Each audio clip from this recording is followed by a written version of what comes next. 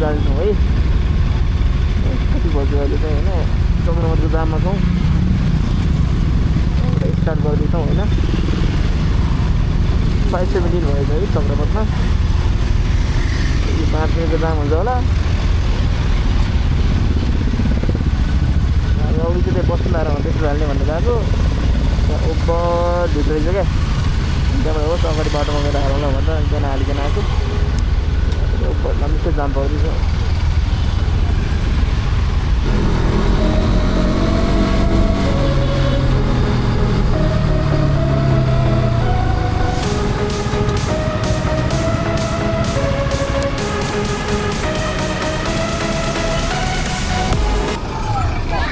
Hello सल्लाहघारी, तिमीहरू कहाँ आइपुग्यौ? ल म यहाँ सल्लाहघारीको अगाडिपट्टि बसिरहेको छु है। आइहाल्छ होला नि अब यहाँ राति रातिबाट त। के अरे यो होइन यता अगाडि मतलब माथिल्लो बाटो आयो क्या, त्यही भएर जाम छैन यहाँ त।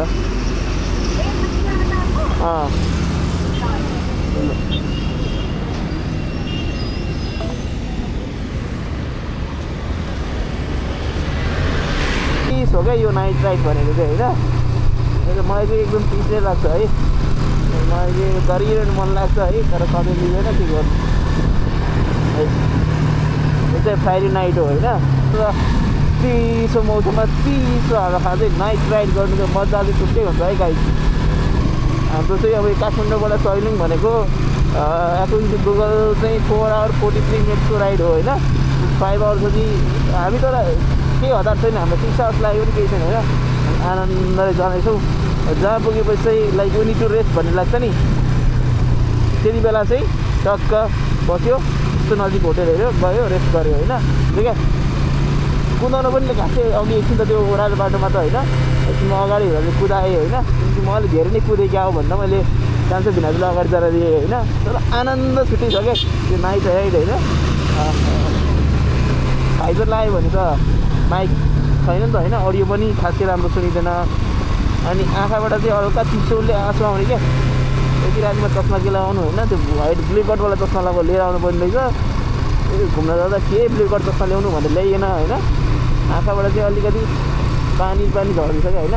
सो अनि अगाडिपट्टिको hello guys, welcome from Dolal घाट र म छु यहाँ। अनि मेरो यहाँ हुनुहुन्छ उहाँहरूले एक प्लेट माछा र एक प्लेट आलु दबाइसक्नुभयो। अब उहाँहरू अर्को माछाको प्रतीक्षामा हुनुहुन्छ र फाइनली चाउमिन पनि आइपुग्यो उहाँहरूको। चाउमिन आयो, आमामा ल खाऊ बाबु खाऊ लाऊ। यसरी हो क्या खाने? ए खाऊँ न। गाइज हामी खानु थाल्यौँ है त। हेलो गाइज, हामीले चाहिँ यहाँ दोलाल घाटमा खाना खायौँ होइन।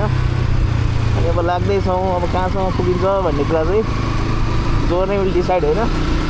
कतै गएर बस्ने कि सैलुङसम्म पुगेँ भन्ने कुरा चाहिँ। सो अब अहिले चाहिँ अघि बढ्दैछौँ है त।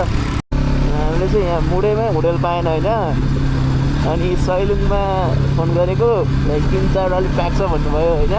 तलै बस्नु, माथि त छैन, माथि आउनुभयो त बिचो घुन्छ भन्ने हुन्थ्यो। अनि ट्याक्क गुगलमा एउटा ढुङ्गेको होटेल रहेछ क्या, त्यो हेरेर कल गरेको। ट्याक्कै एउटा रुम बाँकी छ भनेर भन्यो। अनि हुन्छ हामी आउँदैछौँ भनेर भन्यो।